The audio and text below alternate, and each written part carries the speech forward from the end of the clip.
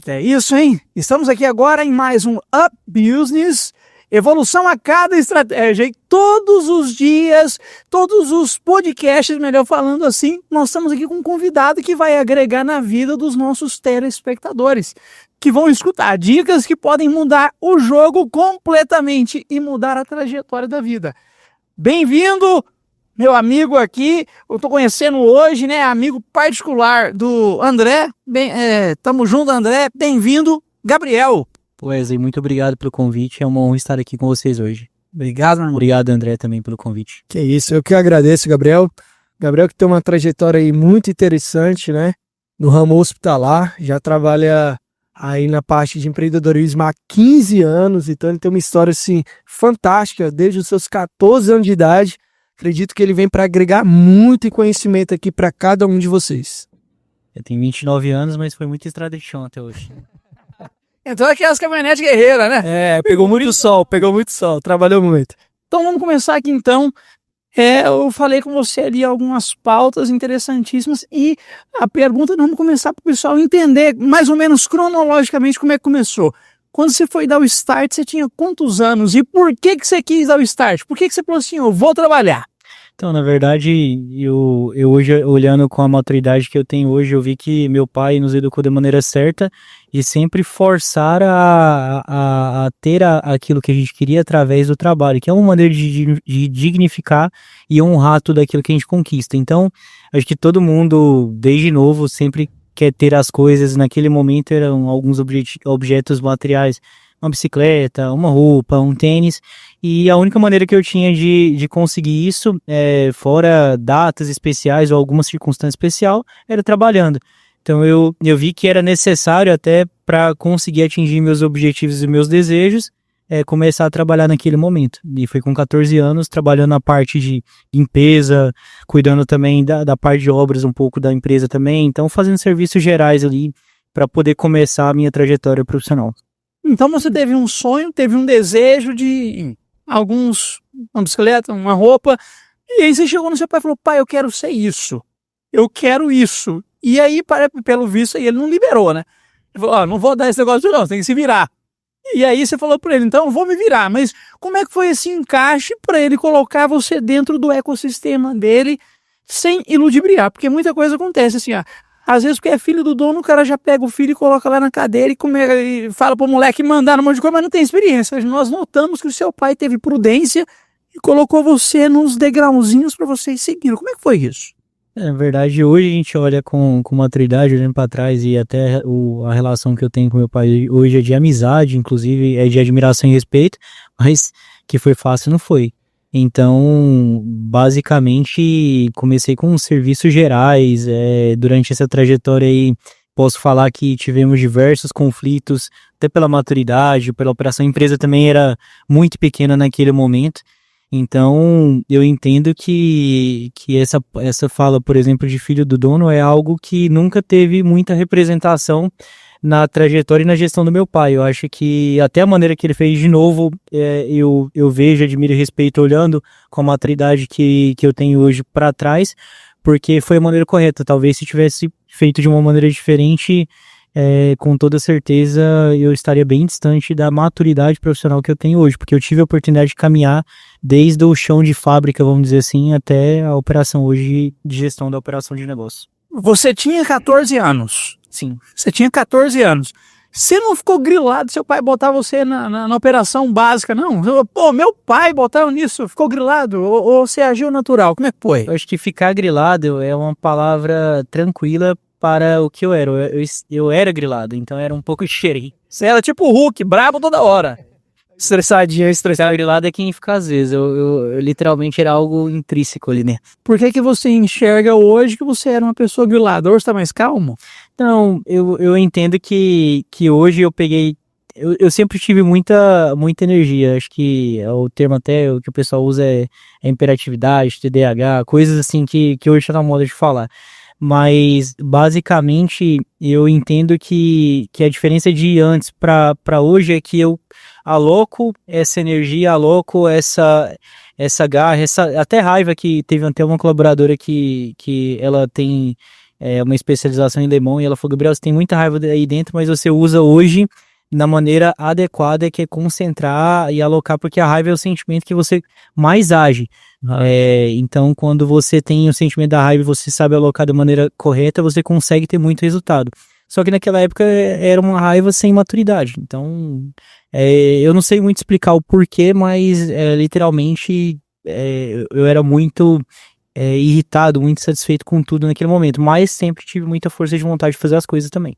Para quem não conhece, o Gabriel é um grande empresário, fala inglês, está aprendendo outras línguas, está aprendendo agora mandarim, fala espanhol. E foi de 2017 para cá que começou ali essa grande abrangência. Sim. De ter que viajar para outros países. Hoje você viaja a vários países fazendo negócio. E eu queria que você falasse pra gente como é que é viajar, como é que foi viajar para o primeiro país para fazer um negócio. Tremeu a base? Como é que foi? Bom, eu acho que assim, desde muito novo, meu pai nos ensinou a ser independente. Antes de viajar países, eu viajei cidades. Então, quando você fala do interior de Goiás, você fala de Mato Grosso, primeiro o interior de Goiás, conheço literalmente todas essas estradas, depois o estado do Mato Grosso do Sul, Tocantins. Então, eu julgo que tudo foi uma trajetória. Primeiro cidades, depois ampliação de estados, e depois a gente se viu na necessidade de ampliar e de mudar um pouco do nosso modelo de negócio para que haja possibilidade de continuar crescendo, e a gente começou a pensar no modelo de distribuição por importação. E aí sim, foi o primeiro desafio que eu tive que me desdobrar naquele momento para aproveitar a oportunidade que estava na mesa, e desdobrar naquele momento era primeiro romper a barreira do idioma, né? A gente entende que comprar fora de outros países, fora do nosso país, às vezes pode ser bom, mas às vezes pode ser ruim. Sim. Como aqui dentro também. Quando vocês tiveram essa decisão de crescer as barreiras para alargar ali as fronteiras de importação de outros países para trazer pesado, essa decisão veio só do seu pai ou já veio do time? Como é que foi essa decisão de arriscar trazer grande quantidade de produtos e... fala produtos? Sim. Equipamentos, produtos... Essa grande quantidade de produtos e equipamentos de outros países, porque existe um risco. Sim. Existe um risco e pode tudo dar errado. Veio de você também ou já vinha desde antes? Então, foi uma ação que foi desenhada juntos. Eu fui um dos que defendi essa ideia da importação, mas basicamente eu acho que o que nos define como empresa e como família é que a nossa família, ela nunca teve medo, ela sempre foi muito arrojada, e claro que quanto mais você vai crescendo, mais vai ganhando maturidade, começa a ter mais prudência, começa a ter uma análise mais estruturada, mas dando um exemplo agora, o que aconteceu agora, que a nossa ida para a Colômbia, Estados Unidos, a oportunidade surgiu de uma conversa antes de chegar em um restaurante com um grupo de gestores globais da operação, que eu perguntei como que estavam essas operações, eles falaram que não tá rodando bem, e aí eu coloquei na mesa que a gente estaria disposto a ser avaliado, brincando, e o cara falou, sério, você quer me apresentar um plano de negócio semana que vem? Então, basicamente, o que eu defino na nossa operação, a gente nunca teve medo de arriscar, até porque o dinheiro hoje não é o nosso objetivo principal, é uma consequência da nossa vida. Nosso objetivo principal é literalmente construir o maior e melhor ecossistema da área de saúde do mundo, tá? É construir legado. O dinheiro, ele vem como consequência. Por isso que a gente não tem medo de arriscar. Para você ver, né? A oportunidade às vezes aparece num momento inesperável. E quando você tem essa vontade, essa garra de, cara, eu vou fazer acontecer. Então às vezes tem muita oportunidade na mesa e a gente perde por às vezes só arriscar um pouco. É difícil arriscar, mas é difícil também viver uma vida medíocre.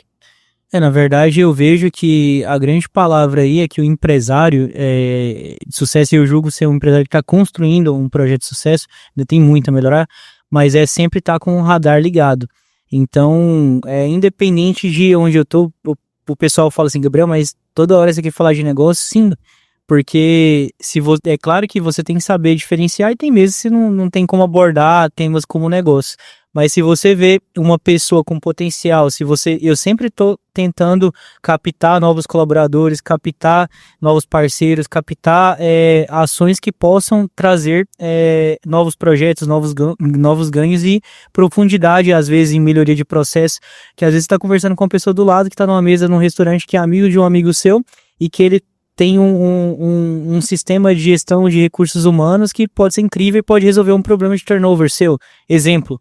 Então, eu acho que o fato de você externar o que você faz, claro, que de maneira prudente, tem certas situações que não podem ser externadas como projetos que ainda estão sendo desenhados. Mas externar o que você faz, se as pessoas saberem qual que é o seu projeto, você acaba virando uma referência e às vezes numa mesa que a pessoa te conheceu, vai conhecer um outro médico e vai falar assim, tô montando um hospital, Gabriel, fala com ele. Então, esse radar ligado, eu acredito que também foi um dos quesitos de muito sucesso, não só meu. Eu acho que a minha família como um todo mundo tem um radar muito ligado, sempre olhando oportunidades de melhoria e novos negócios, novos projetos e novos parceiros também. E hoje eu tô aqui com o Gabriel, que é sócio de 2 grandes empresas, e são só 2 ou tem mais no ecossistema? Então, quando a gente olha PJs, é muito mais, mas quando a gente olha empresas mesmo, marcas, a gente está falando do Grupo Hospicom, a gente está falando do Izu, e a gente está falando agora da Health Solutions, que é a empresa que vai focar na parte de IT e AI, que está vindo com a nossa inteligência artificial, que é um novo projeto que a gente está trazendo para a mesa também no ano de 2025. E eu quero abrir uma pauta aqui, porque na maioria das vezes família é uma guerra. Irmão querendo matar irmão, briga de esposo, é uma loucura.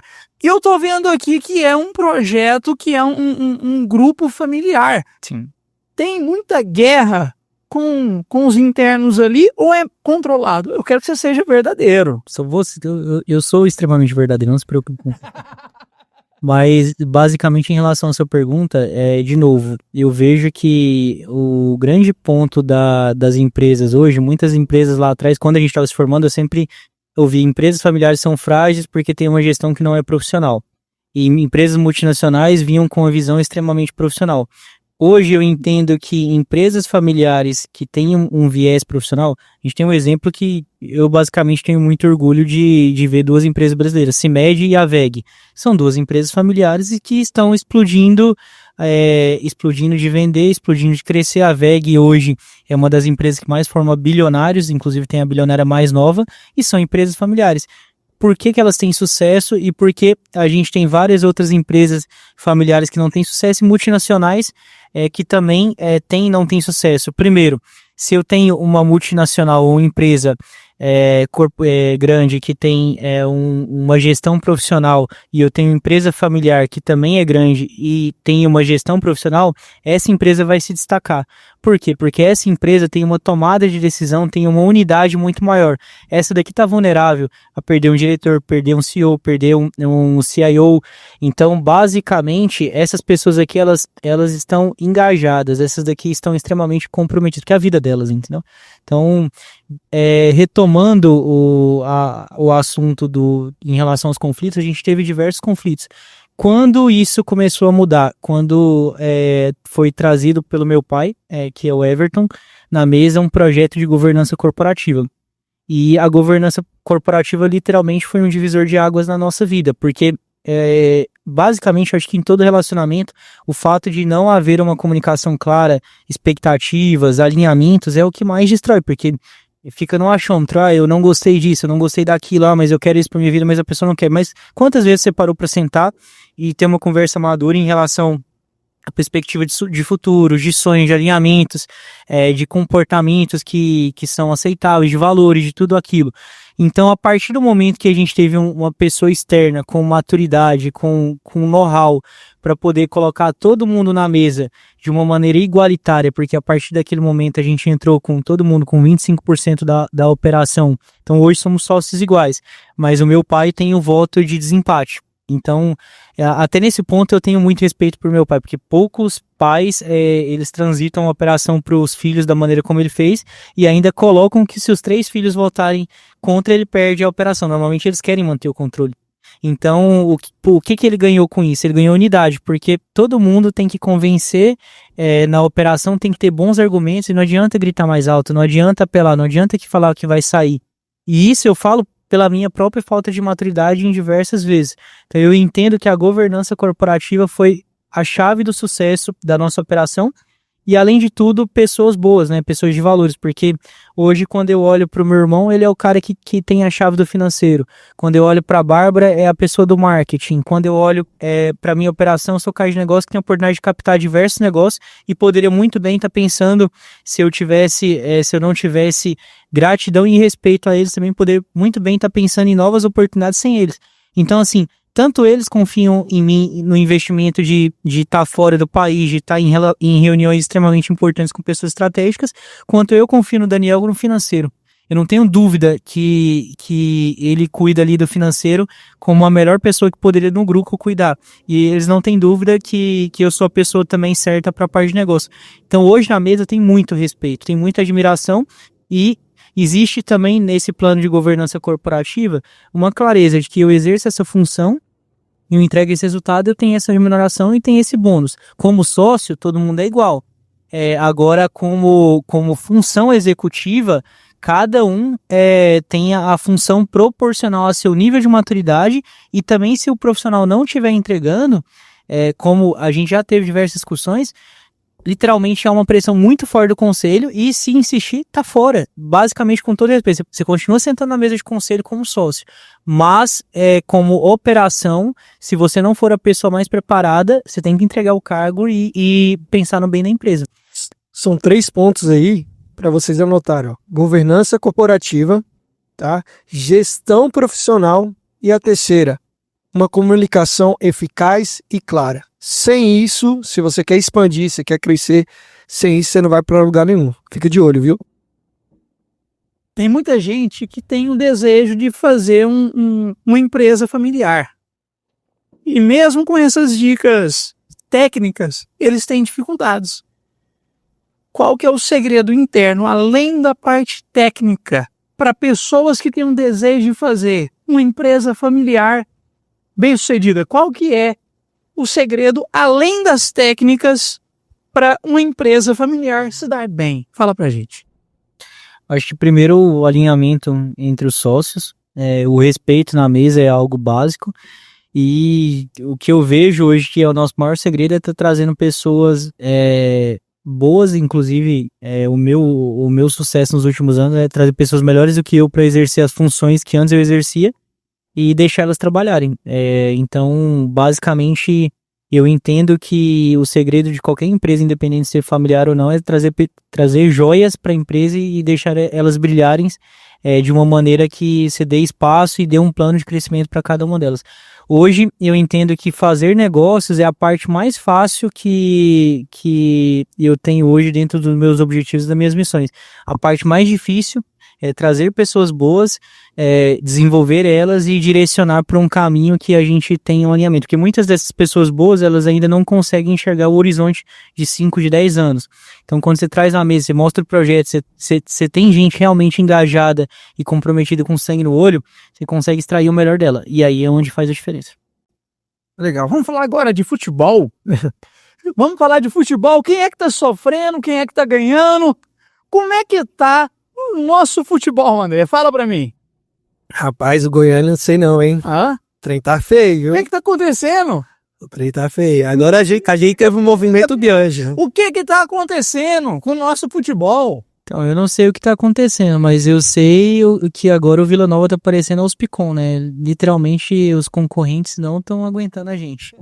Olha aí pra você ver. Ó. Você só no futebol, mas pra perturbar ali, o Vila é bom, viu? Tá perturbando. Tá perturbando. Tá perturbando ferrenho, mais ou menos. Como é que é?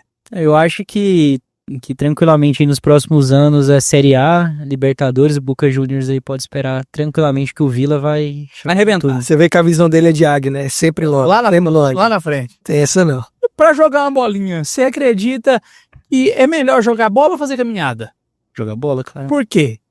Acho que é um esporte que exige também muita visão de jogo, principalmente para quem joga ali na meia, no ataque. Não é simplesmente pegar e sair correndo, é pegar e jogar com unidade, ajudar a motivar seu colega do lado, se esforçar e dedicar por um conjunto.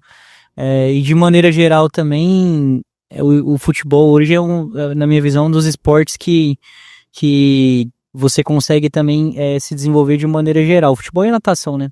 Então, além do hobby, você acredita que a estratégia do futebol ajuda o empresário? Ajuda, com certeza. Na verdade, eu vejo que todos os esportes, de certa maneira, ajudam o empresário. Porque os esportes, de certa maneira, para você ter uma certa performance neles, você tem que sair da zona de conforto. Você tem que se cuidar. Você tem que se esforçar, você tem que se dedicar e tem que treinar também para poder desenvolver certas habilidades. E a estratégia também, eu já vi, por exemplo, diversos times que tinham uma estrutura de jogadores inferior ao adversário, mas pela estratégia adequada, eles ganharam. Um exemplo no último jogo que esteve em Maceió. Eu disputei inclusive contra o time do André. O time deles era muito mais forte que o nosso, um time de atletas que já tinham um ritmo de jogo, e o nosso time não tinha ritmo de jogo, mas pela estratégia que a gente teve, a gente ganhou o jogo. A gente todo ano junta uma galera, é bem legal, né? Esse ano agora, 2025, contratei o Gabriel, né? Sim, foi o cara decisivo lá nesse campeonato. Então todo final do ano a gente faz um torneio com W9 e amigos, e vamos para alguma cidade, alguma arena do Brasil disputar esse torneio. Geralmente 4 até 8 times. Nessa última, tivemos o primeiro jogo, ganhamos deles. Eles se recuperaram durante o torneio, chegaram na final. E na final, o Gabriel fez uma recuada lá para ajudar na defesa, roubou uma bola e deu assistência pro gol, faltando pouquíssimos minutos. Mentira, então, sério? Foi com pesado no coração, mas os caras tiveram uma estratégia, tiveram um foco, né, uma determinação diferente do nosso time. É aquele negócio, não adianta você ter o talento. O talento sem esforço, sem uma estratégia, não vai em lugar nenhum. Mas esse ponto é verdade. Nosso time, quando você olhava por indivíduos, a gente estava muito abaixo do time deles. Sério? Mas a entrega, a dedicação, de maneira toda, todo mundo ali se doou. E eu posso falar, todos os jogadores do time entregaram, não foi 100%, foi 130% ali. E teve estratégia, teve alinhamento, teve unidade, então por isso que eu comparo com uma empresa também. Eu tô vendo aí a prova agora que uma empresa tendo um time fraco com estratégia boa vence uma empresa com um time bom sem estratégia. Sim. É isso aí ou não? É bem isso que eu entendi? Sim, tanto é que, por exemplo, a Uspicom era uma empresa pequena, quando você olha há 20 anos atrás, literalmente, a gente faturava R$8.000 por mês, então... R$8.000? Nos primeiros meses de faturamento. Então, quando você olha o que foi, qual foi o ponto da Uspicom? Porque na época meu pai não tinha recursos, não tinha time e não tinha nenhuma estrutura para poder disputar com os gigantes da época, mas foi literalmente o sangue no olho, a dedicação, ter pessoas, poucas pessoas, mas as pessoas que estavam com meu pai realmente estavam com ele, e basicamente o fato dele entender que ele tinha diversas limitações, então quando ele entrava numa negociação, quando ele entrava em qualquer outra operação, ele teria que ser excelente. Uhum. Enquanto, às vezes, o grande, ele estava se entregando mais ou menos nas operações. Então, hoje, eu vejo que até para que a gente não tenha uma ameaça futura daqui 5, 10 anos, a gente está regionalizando a empresa, segmentando, especializando, colocando times dedicados, criando uma divisão agora de Business Intelligence e Growth, e mapeando o mercado e mapeando a performance do concorrente. Então, hoje a gente tem um mapa de gestão de todos os concorrentes regionais para poder acompanhar a evolução deles e tomar as estratégias dedicadas a cada linha de produto. Então, o que eu vejo? Eu vejo que a gente cresceu por isso, porque não teve nenhuma empresa que mapeou isso e que tomou as medidas para poder barrar nossa operação na época. Hoje, já não dá para poder fazer do mesmo jeito, mas a gente tem a oportunidade de evitar que a gente tenha esse enfrentamento no futuro. Eu notei que com 14 anos você começou por decisões diferentes das atuais, que hoje parece que eu tô vendo você jogando o jogo do equity. Então, eu entendo que não é jogando o jogo do equity. Uhum. Eu entendo que a empresa ela está se organizando para estar preparada para qualquer tipo de operação.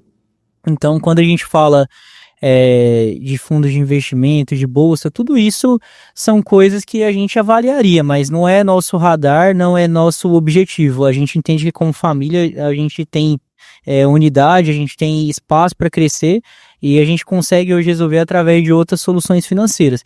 O que é o grande ponto lá atrás a gente ouviu um vice-presidente de uma multinacional, que inclusive também eu acredito que um dos grandes diferenciais do Hospicom foi que sempre tivemos tutores que tiveram muito carinho pela nossa operação.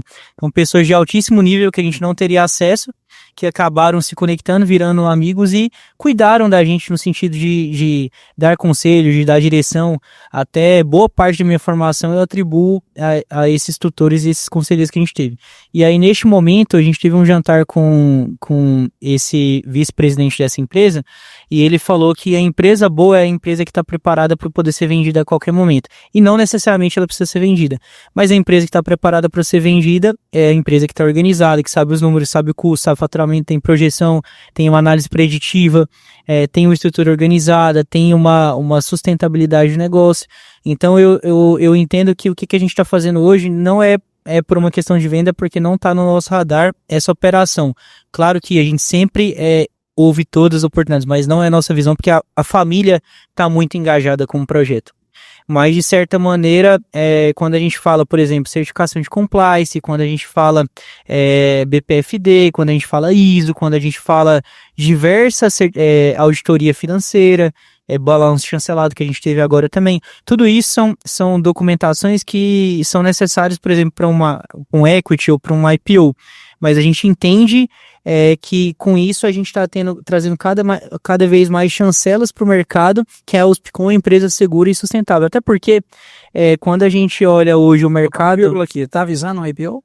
Não visando o IPO. A gente ainda não entende que isso é o projeto. Mas, de novo, se chegar o momento de falar o seguinte, é uma IPO que a gente quer, não precisa mudar muita coisa, que o projeto vai estar pronto, entendeu? Então, redondo. Primeiro, te colocando aqui de uma maneira bem clara, o que a gente está visando é construir o maior ecossistema da área da saúde. Porque todo mundo fala de construir isso, mas ninguém conseguiu até hoje. Ninguém consegue, entre aspas.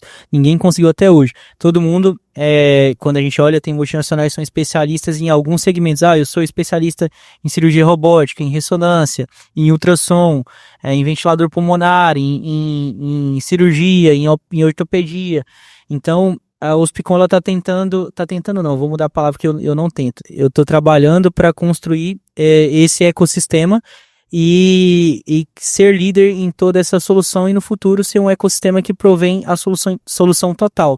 Então, depois disso, eu acho que uma conversa dessa acaba sendo muito mais natural, porque para entrar no mercado hoje... Tem muita gente na internet falando de uma revolução, de um boom tecnológico em 3 anos. Como que você está vendo isso? Como é que estão as preparações? E o que você acha que vai acontecer? Então, eu sempre vou muito para fora do país e quando você vai para lugares como a China, eu sempre falo que quando você vai para a Europa, você vê o passado, quando você vai para os Estados Unidos, você vê o presente, quando você vai para a China, você vê o futuro. E quando você vai para Shenzhen ainda, você vê mais ainda o futuro, porque é o Vale do Silício ali, chinês, é totalmente fora da curva. E, de maneira geral, quando você vai nos hospitais, quando você vê o ecossistema, a conectividade, a automação, tudo isso é algo natural. E quando a gente volta para a realidade do Brasil, a gente vê que isso é uma grande oportunidade. De novo, você vê hoje um país que não tem praticamente nada de conectado, e até os hospitais que estão no nível mais alto de conectividade, e aí eu não vou citar nomes aqui, mas a gente tem 2, 3 que tem uma certificação um pouco acima, ainda faltam muitos degraus para atingir a plena conectividade, internet das coisas, vamos dizer assim. E, de maneira geral, eu entendo que esse é o futuro. E eu entendo tanto que a gente comprou uma empresa de inteligência artificial, hoje a gente tem um sócio nessa empresa que é a Gênesis, e a Hospicom investiu, então hoje a gente criou uma empresa chamada Health Solution.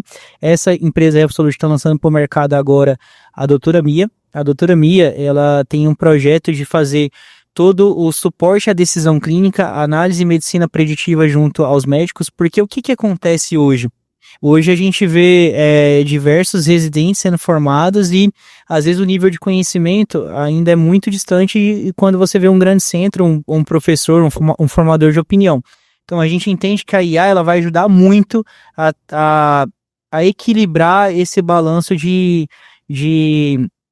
qualidade assistencial de maneira geral para a população. Então eu entendo que é até uma missão nobre de trazer acessibilidade a uma medicina mais avançada em termos de tomada de decisão para pessoas às vezes ou populações que não teriam acesso porque não tem profissionais de altíssimo gabarito naquela operação. Então o que eu quero colocar até para uma maneira que os profissionais me entendam. Eu entendo que a IA ela tem que ser uma ferramenta de auxílio na tomada de decisão, mas ela não pode tomar a decisão pro profissional, tanto é que ela não toma, ela sugere. E aí, de maneira geral, além disso, ela vai ajudar o engenheiro na análise de manutenção preventiva, manutenção corretiva, talvez rotatividade de equipamento, custo de operação.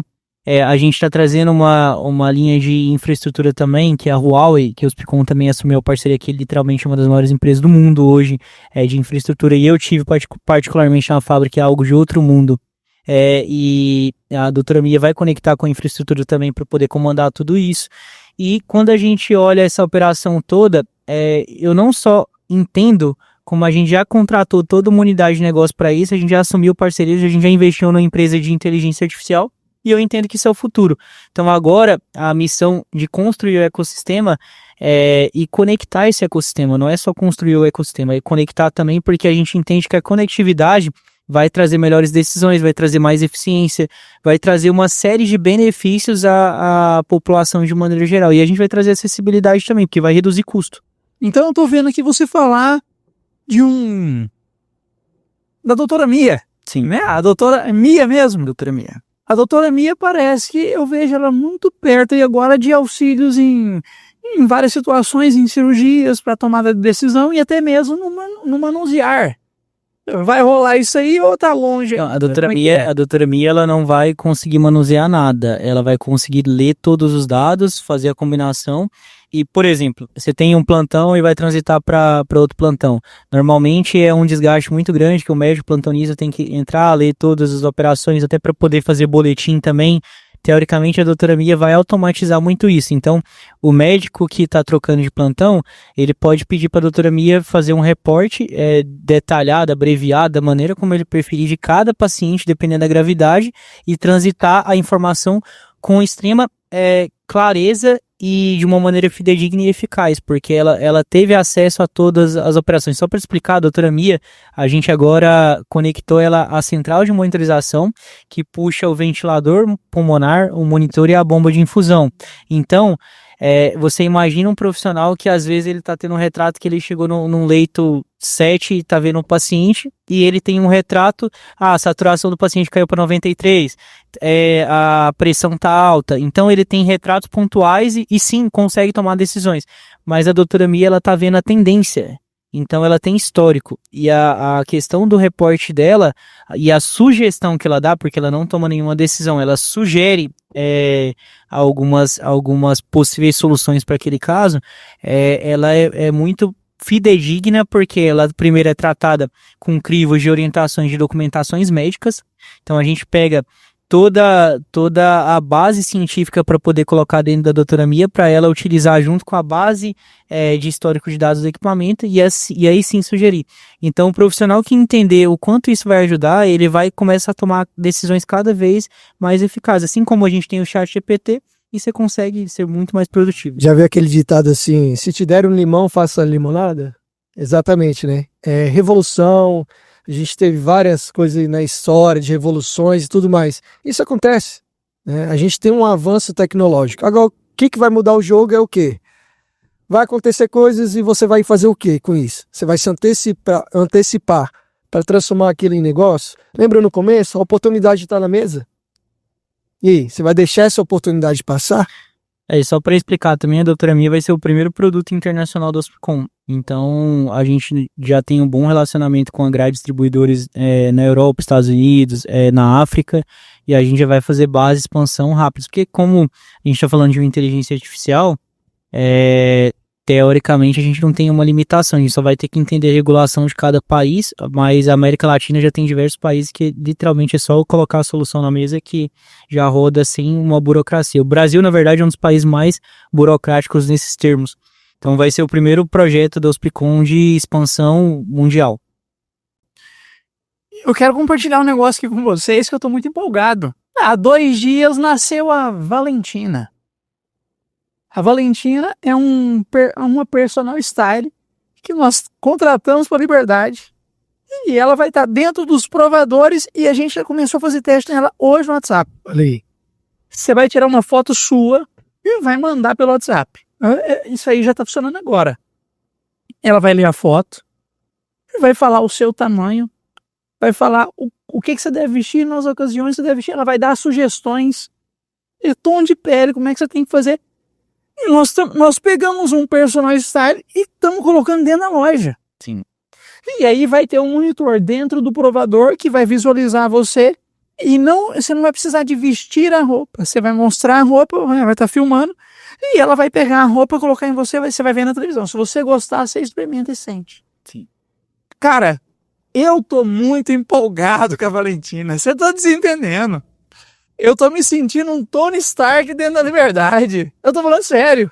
Ela escuta áudio, ela vê foto, ela tira medida com a câmera. Cara, isso pra mim é uma doideira. Isso pra mim é um troço muito doido. Aí agora eu falei lá com o personal do TI, ele quer colocar o alinhamento do IRFID. Conhece isso? E aí eu conheço a RFID. Isso. Por exemplo, você coloca a roupa e ali, você passando ali, você já vai pagar automaticamente se tiver o cadastro. É um trem... Cara, eu tô impressionado com essa tecnologia, eu tô empolgadíssimo demais. Na verdade, quando a gente olha a tecnologia de maneira geral, se bem utilizada, ela tem um poder de melhorar muito a qualidade de vida das pessoas. Se for bem utilizada. Mas vamos lá então. Coisa da saúde. Muitos empresários não têm tempo de cuidar da própria saúde. Porque às vezes ele fica tão ligado ali no serviço que ele esquece de fazer uma caminhada. Você também tem esse problema, já passou por esse problema? Fala pra gente como que um empresário com uma vida tão corrida consegue manter ali pelo menos um corpo que não é obeso. Como é que é isso? Hoje é fitness, né? É fitness. Conta pra nós, como é que consegue? Vai lá. Então, basicamente, tem uma frase que eu utilizo pra minha vida e todas as vezes que eu não quero fazer alguma coisa, eu lembro dela. É escolher entre a dor da disciplina ou entre a dor do arrependimento. Você não tem como ter as duas. Para tudo, vamos lá. Você pode escolher entre a dor da disciplina ou a dor do arrependimento. A dor do arrependimento. Pode continuar. Então, basicamente, por exemplo, você tem a escolha de fazer o exercício todos os dias, mesmo cansado, mesmo esgotado, ou você tem a escolha de não ter esse tipo de hábito e daqui a algum tempo tá num hospital. Você tem a escolha de ter uma alimentação saudável agora, ou você tem a escolha de ir lá na frente pagar o preço. Você vai pagar de todo jeito, você paga agora ou depois. Só que o depois ele vem com juros compostos, né? E juro composto aí é complicado, meu irmão. Isso aí não brinca não, viu? Claro que assim, a vida, aí tem certas pessoas que querem colocar, mas você pode morrer amanhã. Pô, se você não morrer? E aí? Se não morrer, você tá fudido. Tá lascado. E como que foi, Gabriel, essa mudança, né? Você sempre foi assim, centrado na parte da sua saúde pessoal? Teve algum momento, porque que a gente vê muito? Chega um momento do empresário que algumas esferas da vida dele, ele coloca uma energia maior e outras eles deixam de lado. E a saúde, geralmente, sempre é deixada de lado para operação, para até deixar um alinhamento numa estrutura operacional. Sim. Como que foi para você? Como que foi essa mudança de chave? Você já fazia isso antes? Já tinha essa atividade? Ou você não tinha? Então, na verdade, eu acho que eu passei por vários ciclos e, assim, pela primeira vez eu julgo que eu realmente estou cuidando da minha saúde. Eu perdi 11 quilos nos últimos meses agora. Caramba, parabéns, irmão. E eu entendo que até alimentação eu penso 10 vezes antes de comer um sanduíche, ou então se eu tiver que comer naquele momento, a dedicação redobrada ali para poder pagar aquela ação ali que você exagerou um pouquinho. Mas eu entendo que o grande ponto foi quando eu me vi indo pro hospital 2, 3 vezes na semana, com crise de ansiedade, com crise de pânico, trabalhando, começando a tomar decisões erradas, principalmente para a empresa, porque estava extremamente estressado. Aí às vezes você é grosso com as pessoas, às vezes você não tem sabedoria, e eu comecei a entender que a questão de cuidar da saúde não é só uma questão de estética, é uma questão de que se eu quiser ter alta performance, se eu quiser ter uma empresa de alta performance, é impossível E aí eu estou falando uma questão que não é administrável. É impossível a pessoa ter alta performance de uma maneira sustentável se ela não cuida da saúde. É impossível. Então hoje, até quando eu viajo para a China, às vezes quando eu tô na China, por exemplo, fico lá 20 dias, igual eu vou agora em março, e são 11 horas de fuso. Todos os dias eu treino. Mesmo que eu durma 3 horas, a maioria das vezes é 3, 4 horas que eu durmo no máximo ali na China, porque eu tenho que trabalhar no Brasil também. Então, assim, eu já criei um hábito de entender que não tem desculpa, até porque quando eu treino mesmo cansado, meu dia melhora e eu durmo melhor. Quando você não treina, você chega estressado e você não dorme bem e você acorda mal. Então, até faz um teste aí, quem tem alguma dúvida do que eu tô falando. Tá cansado, tá dormindo mal, vai lá e corre até o seu limite. Numa esteira, faz exercício até o seu limite. E aí vai dormir. Se não tiver um sono de qualidade, talvez na primeira noite eu possa estar enganado, mas na segunda, terceira noite já começa a mudar. O sono de qualidade também muda. Chegou a ter depressão em algum momento da sua vida e ter que trabalhar? Passou alguma coisa? Porque hoje a TDAH e depressão abraçamos o empresário e tudo.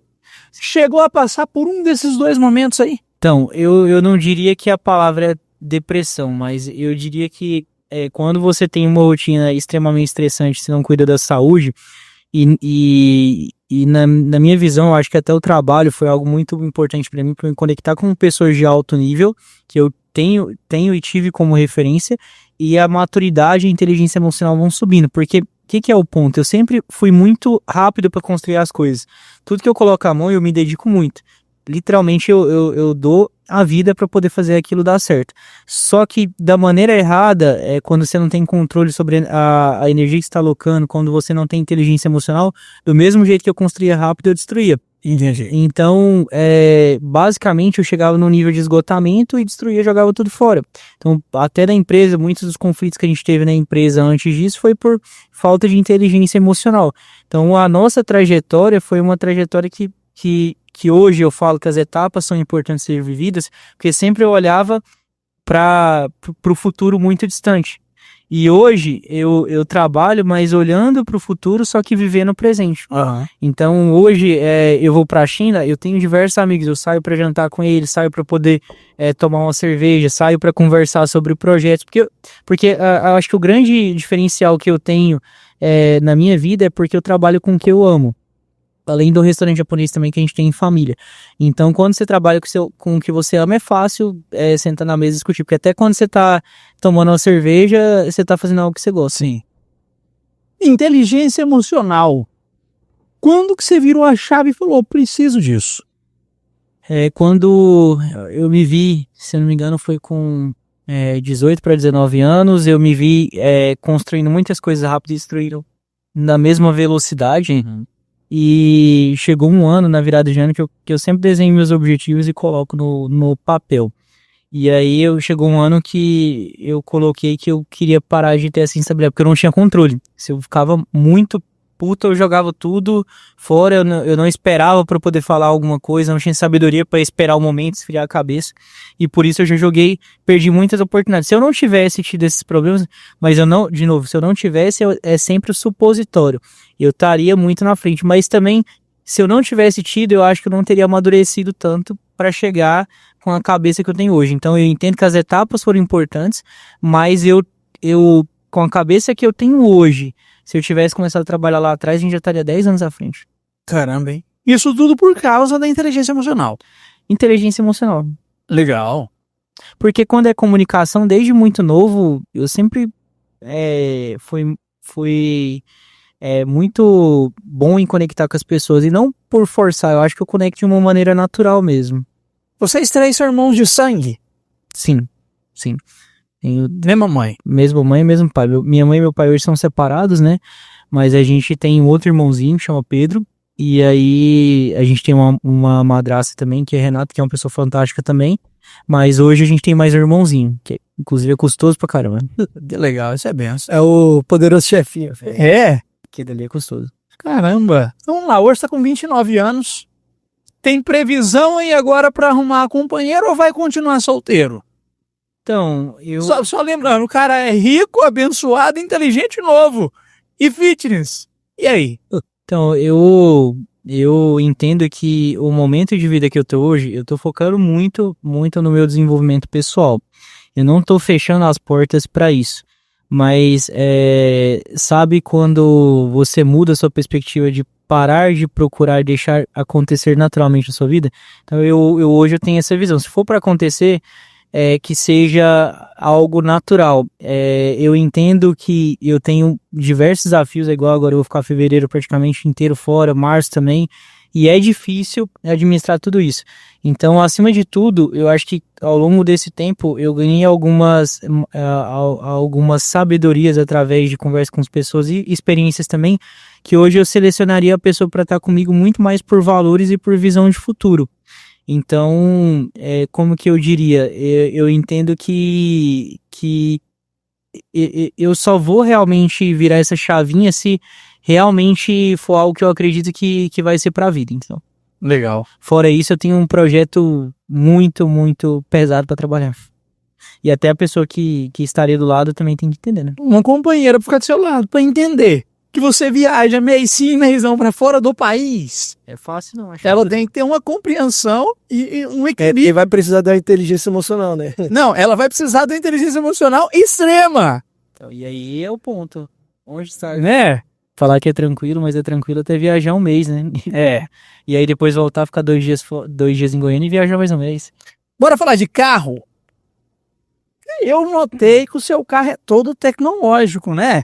Você gosta de carro tecnologia ou você ainda é amante daquele estouro do V6, do V8, da combustão? Que visão que é a sua em relação de motorização de carro? Você é mais pro tecnológico eletrônico ou você ainda é aquele que gosta do Como é que é? Então, na verdade, o motivo pelo qual eu tenho um elétrico hoje é porque eu juntei performance junto com... eu vou falar economia, mas as pessoas não acreditam, mas a economia que eu tenho hoje na gasolina eu tomo de prejuízo no pneu, né? Por quê? Porque o pneu não pode passar em buraco que é 5 mil reais de prejuízo cada um. Caramba, mas que pneu de 5 quanto? Do mesmo preço do... Eu tava olhando lá um Mustangzinho, 5 pau também. A gente tem um prefeito aqui que ajuda, né? Parece que esse agora vai prestar, ou não? Espero sinceramente sim, porque a gente tem uma cidade maravilhosa, tem uma população muito boa, inclusive o poder econômico do goiano hoje está muito acima da grande maioria das capitais do Brasil, e a gente teria tudo para literalmente estar à frente em todos os aspectos. Então, se a gente acertar a mão no prefeito, eu tenho certeza que essa cidade aqui vai ser uma cidade extremamente desejada por todo mundo para morar. Já é, né? Já é. Então, voltando aqui, o seu carro ele é 100% elétrico. Sim. E como é que faz para carregar aquilo? Como é que é? Vai lá. Quem nunca teve um carro elétrico, como é que carrega aquilo? Como é que é? Deixa na tomada? Você coloca um carregador trifásico em casa, aí tem que uma instalação especial e é tranquilo. Quantos dias carregando aquele negócio? Então, basicamente, você chega à noite, coloca ali umas 2 vezes por semana à noite para carregar, dependendo da quantidade que você anda. Dentro da cidade, eu ando com ele. Quando vai viajar, anda a combustão, né? Outro carro. Você indica para os empresários, então, migrar para o elétrico. Mas compra um elétrico, um SUVzinho, alguma coisa assim, porque em Goiânia não dá para andar num elétrico igual o meu, não. Você gosta de performance, né? Então, você já imagina aí que ele é o que junta tecnologia, performance, potência. Todo mundo no CEO da BYD, conheceu? Sim. É um carro fantástico, inclusive. O que você achou? Na minha opinião, é uma excelente escolha, manutenção baixíssima, ele faz 0 a 100 em 3.3 segundos, quando você compara com a BMW 320, ele é mais barato, com uma potência muito superior e muito mais tecnologia embarcada. E de novo, eu já tive BMW também, você tem o disco de freio que estraga toda hora, você tem o BYD, a manutenção dele é infinitamente menor, e eu acho que até, se eu não me engano, posso estar falando besteira agora, mas se eu não me engano, as 4 ou 8 primeiras manutenções estão inclusas. Então, basicamente, de gasolina, você vai pagar 20, 25% do preço, você paga ou menos. Agora, com o aumento da gasolina, vai compensar ainda mais. E, de maneira geral, é um carro extremamente confortável. Eu não tenho preconceito com o produto chinês, até porque antes da BYD vir para cá, eu já sabia que os caras iam engolir o mercado. Você vai para a China, em Shenzhen, todos os táxis, todos os ônibus públicos são BYD. Mentira. Sim, todos os táxis, todos os ônibus públicos são BYD e a maioria dos carros também na rua hoje. A China é o país que tem mais carros elétricos hoje no mundo. Então, a gente fala de sustentabilidade em negócios, eu esqueci o nome da palavra agora que está sendo muito utilizada para certificação de... Energia verde? Não é energia, é uma certificação Carbono, né? não é de carbono, é de empresa sustentável, de governança ESG.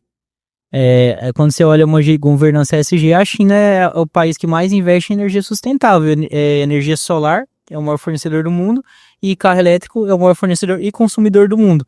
Então, quando você domina o mercado chinês, você domina qualquer mercado do mundo. Então, hoje, o chinês só não entra onde tem uma restrição política, econômica, um bloqueio, alguma coisa assim em cima deles, porque senão eles engolem o mercado.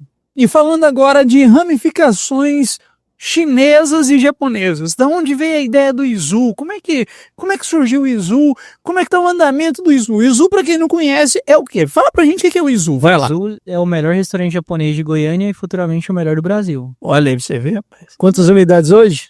Hoje tem 3 unidades em Goiânia, a gente tem também um delivery em Brasília, que em breve vai ter uma loja. E basicamente todo mundo, a gente abriu a última loja agora no Eldorado há pouco tempo atrás. Quando você pesquisa no TripAdvisor melhores, ou no Google melhores restaurantes japoneses, no TripAdvisor vai estar o primeiro é o Izu e o segundo é o Izu. E agora o terceiro também vai ser o Izu. Então assim, o Izu é basicamente a Ospicon da culinária japonesa. É de clis para concorrência. Você gosta de comida japonesa? Eu gosto. Muito ou pouco? Gosto muito. Comeria todo dia? Eu não comeria todo dia porque eu não fico aqui. Então eu também gosto muito de picanha. É bom, picanha é bom. O churrasquinho é bom. Então eu acho que o equilíbrio na vida também é muito importante, né? Até na comida, comer um frango, um porco, Dá uma variada, é né? uma variada. Literalmente a gente tem clientes que vão 2, 3 vezes na semana. E o grande diferencial do Izu é porque é o único restaurante japonês que realmente provém uma experiência gastronômica em termos de pessoas que são apaixonadas na culinária.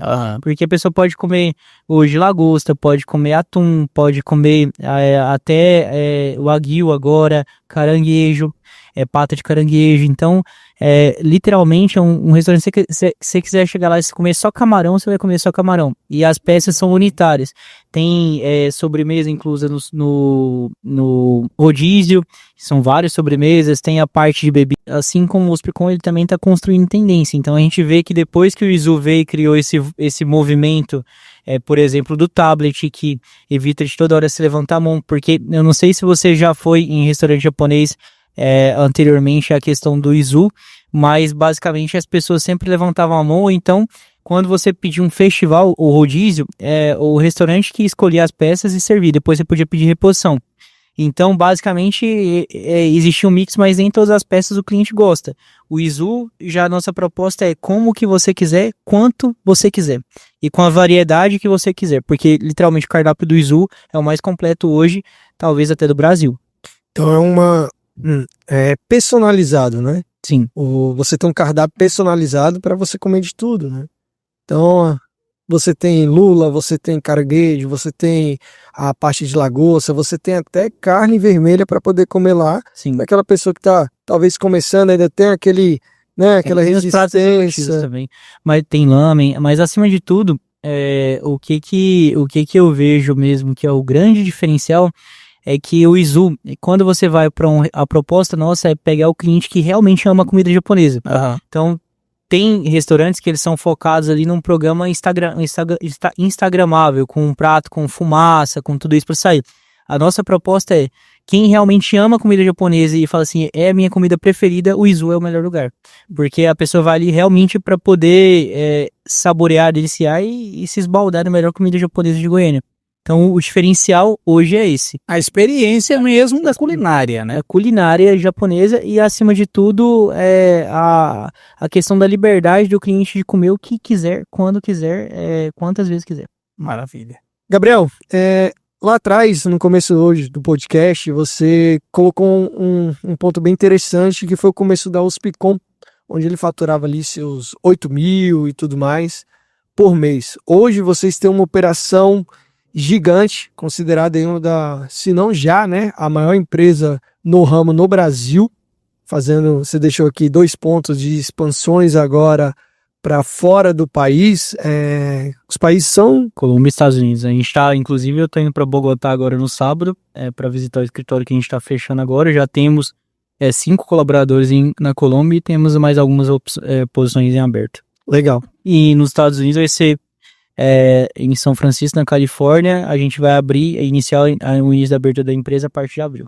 Para a gente entender aqui de números, o que a gente está falando em base, trazendo aquela realidade passada, né, e a realidade atual, a gente está falando aí de 8 mil para, no mês, uma média, para o público entender hoje qual o nível que a Hospicom chegou, né, daquela estrutura, porque é um ponto assim, todo mundo tem uma ideia, um pensamento lá na frente de algo grande, mas entender que comece pequeno para você crescendo e se tornar algo grande, né? Nenhum castelo comece já como um castelo, comece como um tijolo. Sim, com certeza. Só para as pessoas entenderem a dimensão, e aquela pessoa às vezes que tem um sonho, ele quer uma conquista assim, mas tem o medo de começar tão pequeno e iniciar. O que você falaria para essa pessoa? O que você traria de ensino para essa pessoa também? Então, eu acho que basicamente o mais importante é de você construir bases sólidas. Então, eu entendo que o nosso maior ativo é o nosso nome e a nossa credibilidade. Então, por diversas vezes a gente fez compromissos e alguns negócios não foram bons financeiramente, mas a gente sempre honrou nossa palavra. E eu acho que é isso que tem dado muita credibilidade na nossa operação. Então, acima de tudo, eu acho que ninguém prospera se for passando pessoas para trás, ninguém prospera com falta de transparência, ninguém prospera com negócios obscuros, ninguém prospera com situações de compromissos que não são cumpridos. Então, na minha visão, é muito fácil, é muito difícil abrir a porta, você demora 10 anos para construir uma trajetória de sucesso, você pode destruir em 5 minutos, né? Então, basicamente, o conselho que eu dou é sempre tenha bases sólidas e tenha defensores, porque eu acho que o grande ponto que a gente teve de sucesso, além da nossa vontade, além da garra, mas foi conectar com pessoas boas, foi que essas pessoas boas enxergaram um potencial na gente, foi que a gente sempre cumpriu o que a gente prometeu para todas as pessoas que a gente se comprometeu, e hoje virou uma ação de marketing viral. Então, eu não digo que não vai haver problemas. Pelo contrário, seus problemas só vão aumentar. Mas eu acho que a sabedoria e a maturidade para enfrentá-los também é diferente. Então, hoje, eu vejo os desafios que a gente está colocando hoje no horizonte de 2025, eu não teria a mínima maturidade para enfrentá-los há 5 a 10 anos atrás. Então, eu acho que Deus vai preparando as pessoas também para poder fazer isso. Mas ele não faz isso por você. Eu acho que você tem que se dedicar e tem que tomar muito cuidado com aquilo que você quer, porque teoricamente ia falar assim, eu quero crescer, eu quero ganhar dinheiro, eu quero fazer aquilo. Literalmente você não vai ganhar na Mega Sena e pode acontecer, mas isso dali é uma questão de 1 em 200 milhões.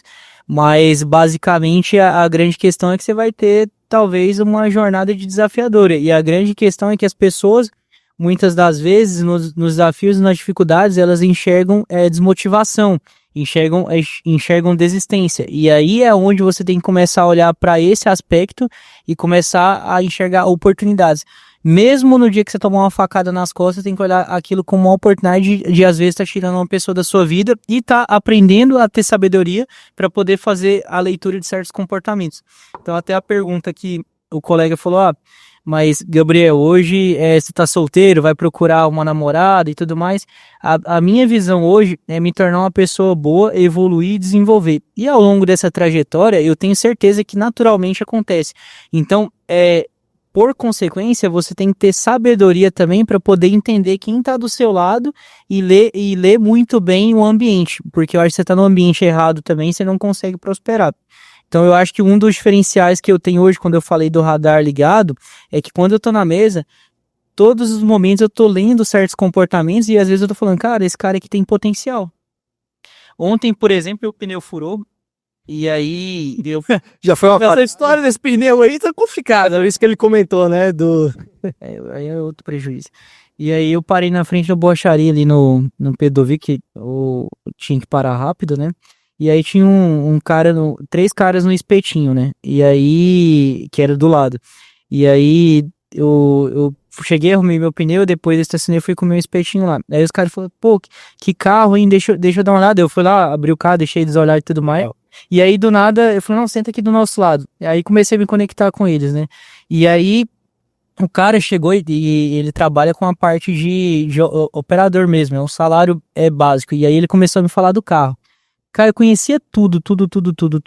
E aí depois os amigos, ele teve que ir embora, né, por uma questão da esposa dele. E aí os amigos dele começaram a falar, cara, esse cara, ele é apaixonado no carro, ele vive carro o dia inteiro, só que ele não trabalha com isso.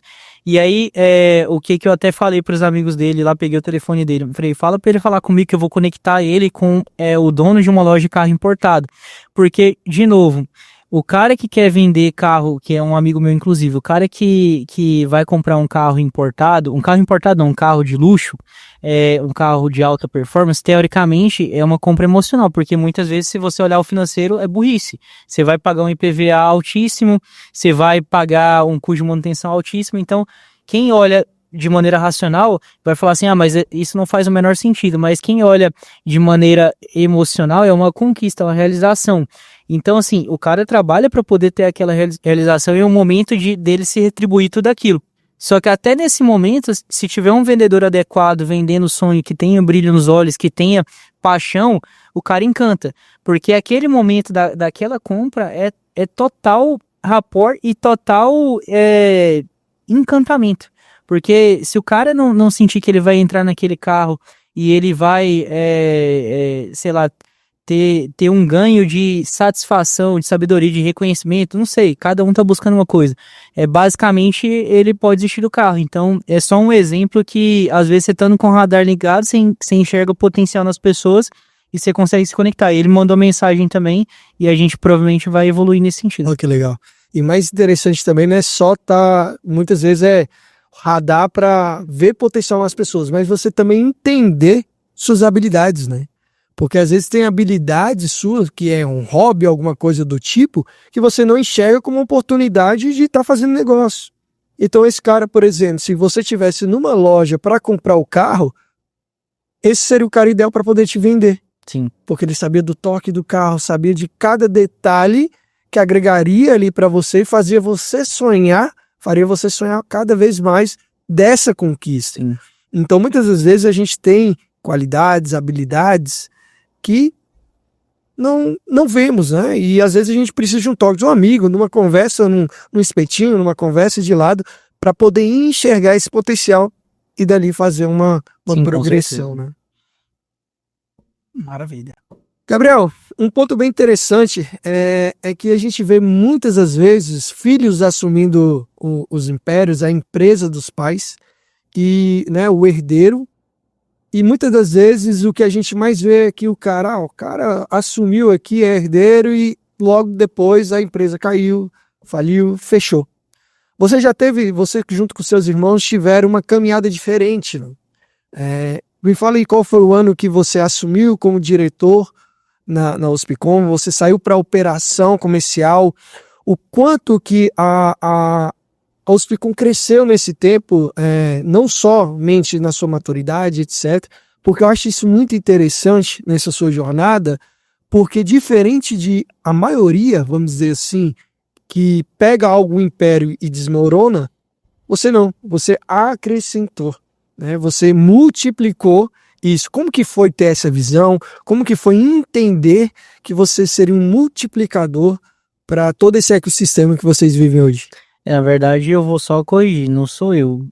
Eu acho que eu e meus irmãos e minha família, de maneira geral, todo mundo tá na mesma jornada aí. Então, eu atribuo que eu sou um dos responsáveis, mas hoje o segredo de sucesso é porque eu tenho uma base muito forte para poder ir buscar novos negócios.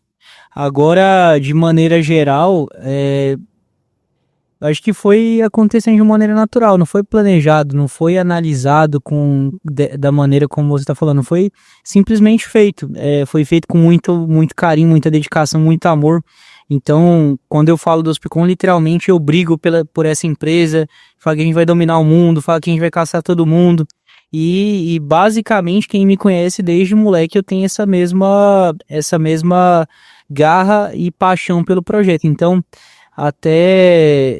de novo, quando a gente olha até em questões de relacionamento, cara, a Hospicom é uma prioridade para mim, porque a Hospicom é a empresa é o projeto da minha vida, que me conectou com pessoas fantásticas ao redor do mundo, que me proporcionou diversos treinamentos de altíssimo nível, que me cobrou uma série de desenvolvimentos, por exemplo, inglês, por exemplo, agora a questão do espanhol, por exemplo, entender sobre a questão de geopolítica, sobre a parte de economia.